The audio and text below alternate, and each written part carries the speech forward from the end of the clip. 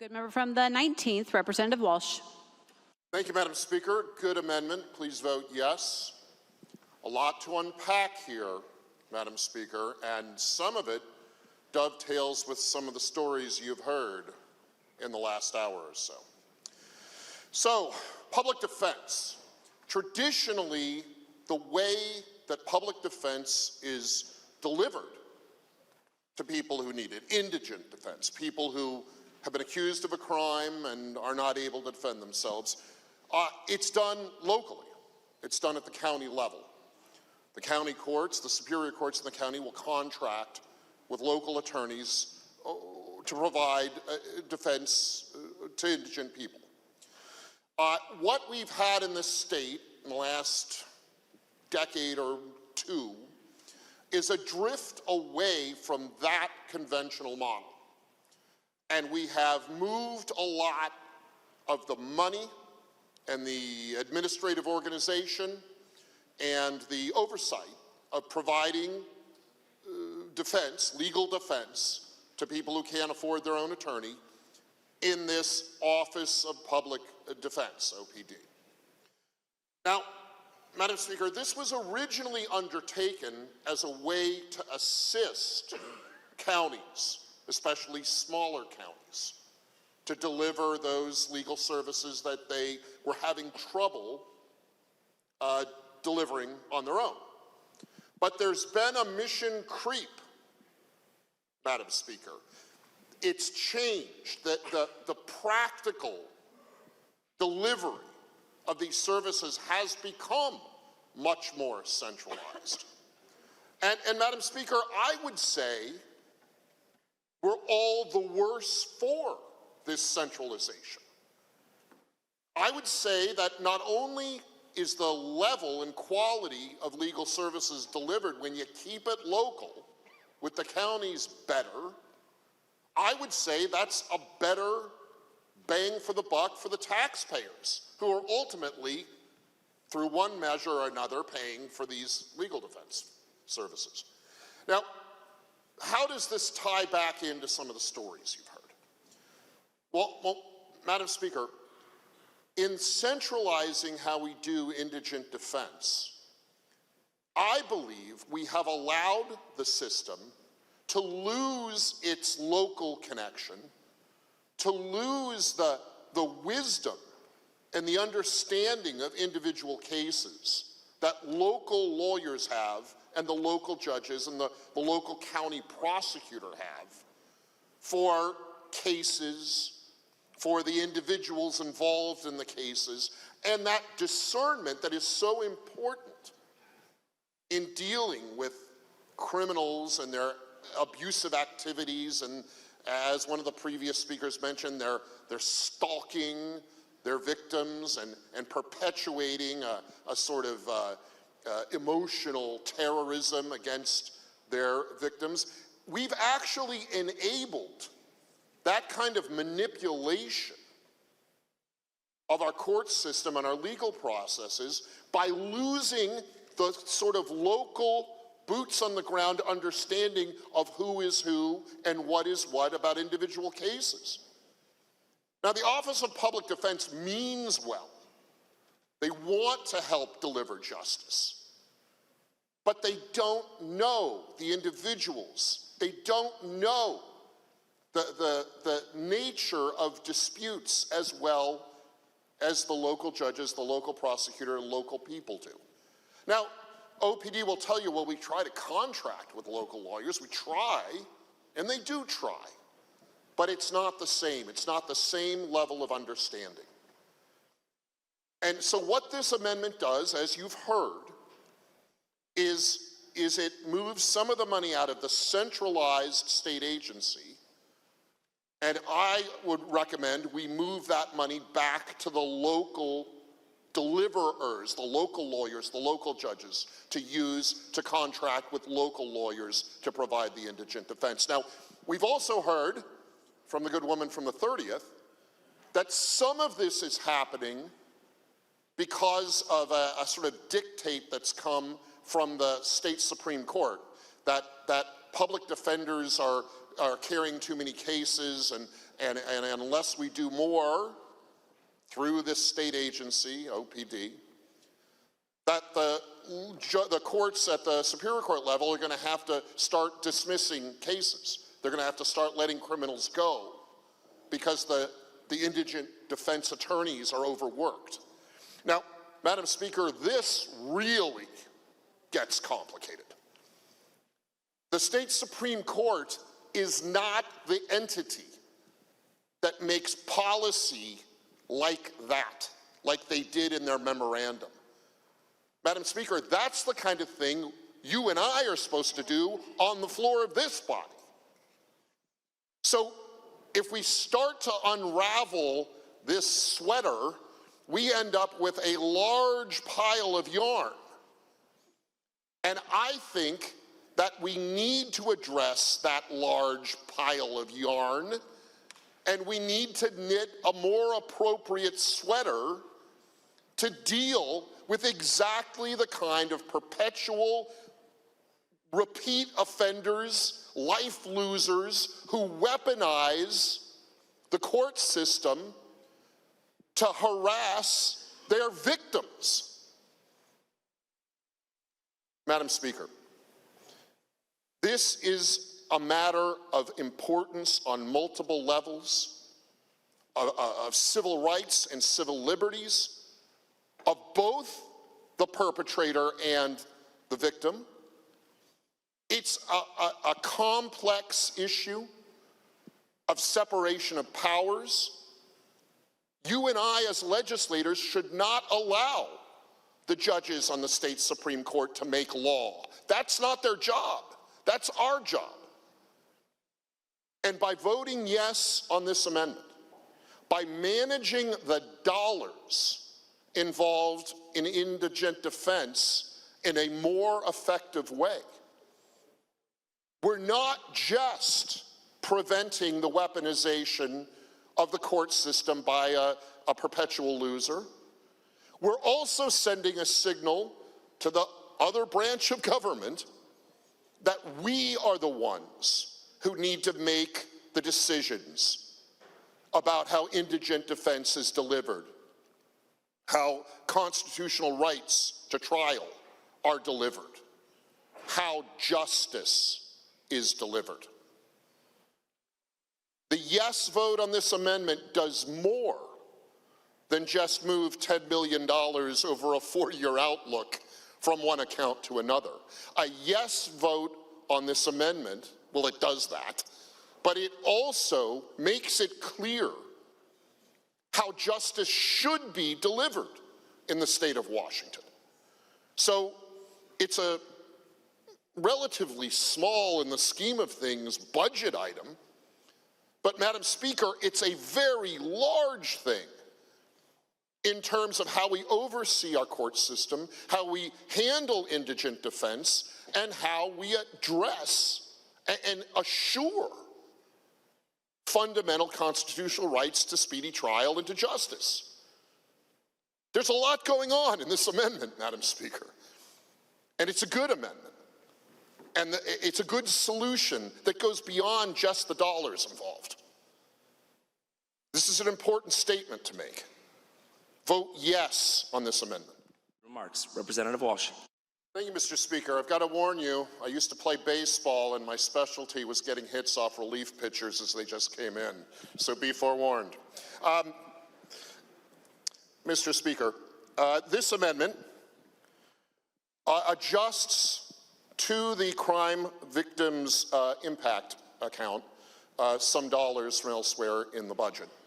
I quote economists a lot on this floor, Mr. Speaker, and I want to quote the great economist Adam Smith in a book that he wrote that wasn't primarily about economics, but was about many things. The Moral Sentiments was the book he wrote. And in that book, can I read the quote? Please proceed. This is a famous quote from his book, The Theory of Moral Sentiments, and it rubs some people the wrong way, but the quote is, "Mercy to the guilty is cruelty to the innocent." Mr. Speaker, this amendment is important because we have systematically, over the last 3, 6, 10 years, stripped dollars away from our various victim impact funds, the various accounts we have that are designed to help the victims of crimes. Now, this is connected, again, Mr. Speaker, as the previous amendment was, to many of the issues we've been discussing so far on the floor here. Mr. Speaker, we are charged as a legislature with administering our laws and our public policy in a way that is just. Our founding documents, our constitutions really require that of us. And in our discussion of government and how government works and how justice is delivered to the people,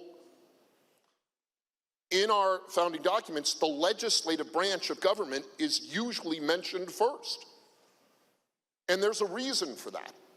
It is our duty to provide law and policy and budgets that deliver not just safety and security to the people of Washington, but a sense of fairness and true equity. And for too long in our recent history, Mr. Speaker, we have concentrated on adjusting and calibrating our laws and our policies and our budgets to deliver a softer kind of justice to the criminals of this state. Now, Mr. Speaker, that may be a good, that may be something we should seek. But what I believe, Mr. Speaker, is in pursuing that softer form of justice, we have actually disturbed the balance of justice. We have put criminal wrongdoers ahead of law-abiding citizens, and more perversely, we have put criminals ahead of victims. And one of the ways we've done that is by paring money away from the accounts in our budget that provide services and support to crime victims. Now, Mr. Speaker, we always seek balance in justice. And I believe in order to achieve the balance in justice that we seek, we have got to restore in the scales of justice more time, more effort, and more budget dollars to crime victims. These things seem to follow cycles of history, Mr. Speaker. These are the same conversations that our predecessors in this room were having 40 and 50 years ago. And now we're having them again. Like many of these conversations that we're having this afternoon and this evening on this budget, they're about dollars. In this case, several million. But they're also about more than just dollars. It's almost a cliche, Mr. Speaker. We say that budgets are about priorities. What do you put ahead of what? Well, budgets are about priorities. And this amendment puts the victims of crime in Washington state on a more even footing, in a more balanced position with regard to the criminals who have abused and mistreated these victims. And I think that that is necessary for us to deliver justice. It's about balance, Mr. Speaker. And this amendment restores some balance in the brutal world of perpetrators and victims. Please vote yes for balance and for justice. Further remarks. The good member from the 19th District, Representative Walsh. Thank you, Mr. Speaker. Good amendment. Please vote yes. I will try not to impugn anyone's motives in my comments. Mr. Speaker, we have a problem in this state with fraudulent payments being made by state agencies to child care, daycare centers, particularly in isolated places around the state. Mr. Speaker, when we first brought a light on some of these fraudulent payments, we were immediately asked, well, have you contacted the DSHS Office of Fraud and Accountability? You should do that before you talk to anyone or before you make a public statement about these things. And we did, some of us did.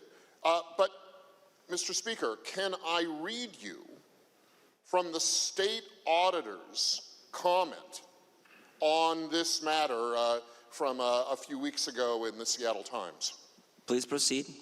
Thank you, Mr. Speaker. Let's start with the facts. The Washington State Auditor audits federal child care funding in our state every year.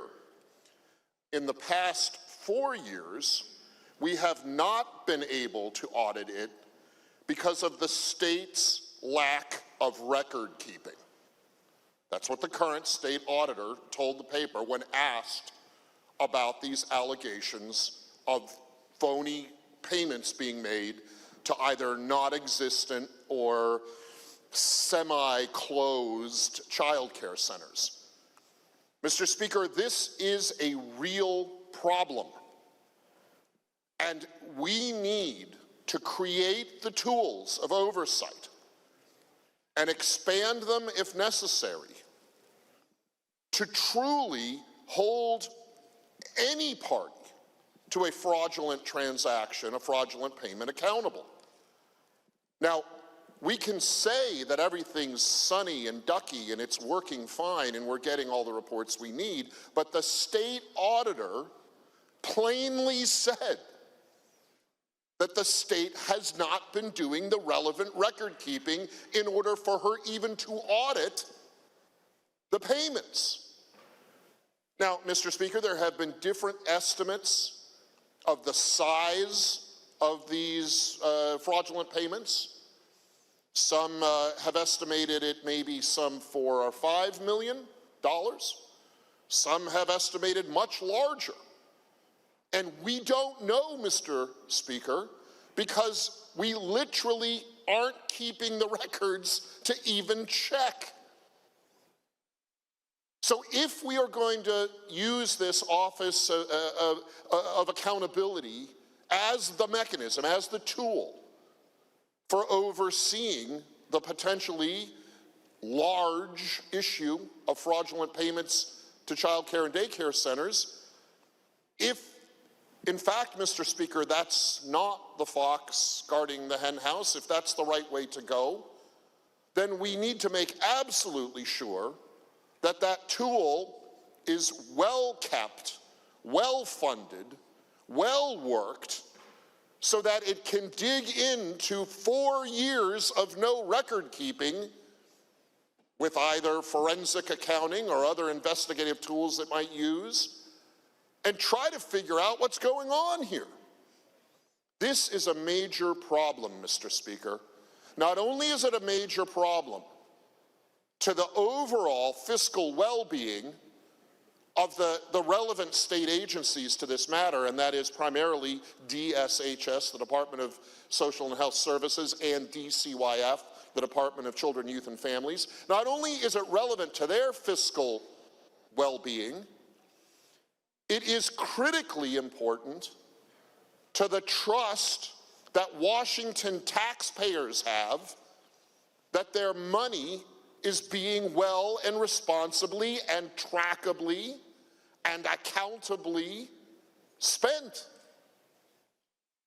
So let's equip this agency, this office within the agency, with enough resources to make sure that the money paid into our system by the working people of this state is not being spent fraudulently, is being spent responsibly, is in fact resulting in child care for children, and not some sort of racket used to move money into politically connected organizations.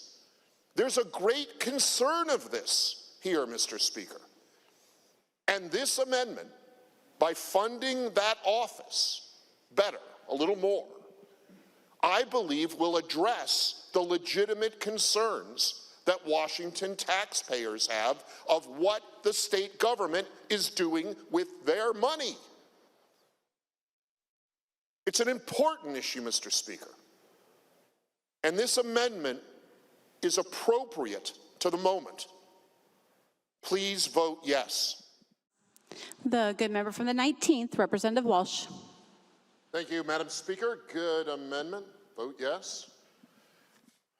Madam Speaker, the Office of the Superintendent of Public Instruction, OSPI, has had a very troubled relationship with the Washington State Parents' Bill of Rights. When it was first passed into law, the current occupant of the corner office at OSPI gave a series of irresponsible public statements advising people to disregard the law. Now, Madam Speaker, since then, the Parents' Bill of Rights has been modified, gutted, some say, and the initiative that we're discussing that is kind of the predicate trigger to this, this money that will be allocated to OSPI is IL 26001. And what it essentially does is replace in the RCW the sections that were gutted by previous legislation. The reason that this amendment is important and the $2 million covered by the amendment is important to allocate to OSPI is because I expect that the occupant of the corner office of that agency will again be truculent and partisan and dragging his heels about implementing IL 26-001 if it does indeed pass and restores elements that were gutted from the Parents' Bill of Rights. Madam Speaker, the Parents' Bill of Rights is fundamentally about communication. It is about instructing schools and school districts and the bureaucratic machinery of our public education system that they cannot withhold essential information about children from those children's parents and custodial guardians. And Madam Speaker, I think this amendment is important, and the money that would be allocated by this amendment to OSPI is important because we need to make sure that when and if the initiative passes, OSPI does not act in an obstructionist way, does not break trust with parents and families in this state, and implements the language of the initiative as it should do as an executive branch agency of this government. It should implement the public policy as passed, in this case, by the people exercising their retained right to make public policy, to make law. Madam Speaker, I am concerned that without these resources, OSPI and the individual occupying the corner office at that agency will not implement the language of the initiative. Past is prologue, Madam Speaker, and the past of the current individual at OSPI who sets the tone for that agency is troubling indeed. This is about trust, Madam Speaker. It's about reestablishing trust, a good thing. And the money that we're including in this amendment to the budget will help reestablish trust. Vote yes on the amendment. The good member from the 19th District, Representative Walsh. Thank you, Mr. Speaker. Good amendment. Vote yes. Glad to hear we're concerned about IRS rules and standards. Mr. Speaker, I think we should study them and apply them generally to our public policy here. But to the specifics of this amendment, it is exactly the sort of study group, and I'm no great fan of work groups, Mr. Speaker, but it's exactly the sort of study group, work group, that we ought to assemble and fund with a very modest amount of taxpayer money in order to encourage our governor to engage in this process with the federal government, which is potentially very valuable to our families and our students in this state. I'm a little hesitant, Mr. Speaker, to call it a gift horse or largesse. I mean, it's still taxpayer dollars funneling through a system, but it has the potential to be a funneling of taxpayer dollars that works well for our families and students.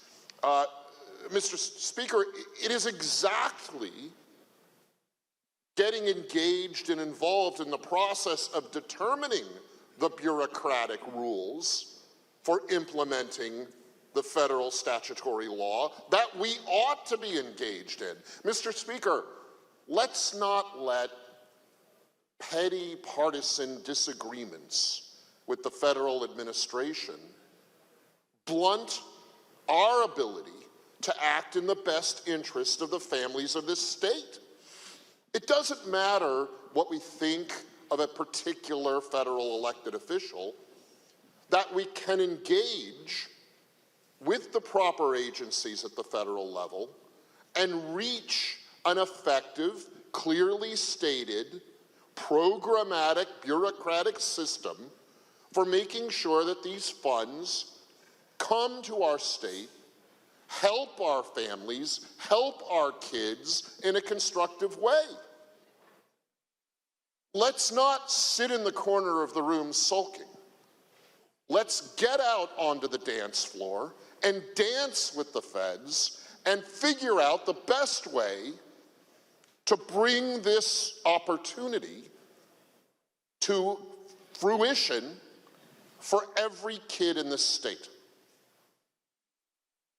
It's necessary we engage the world, Mr. Speaker. This is a small step toward that. Vote yes. The good member from the 19th District, Representative Walsh. Thank you, Mr. Speaker. I'd like to move Amendment 2113 for adoption to bar legislative privilege from the processes of this budget.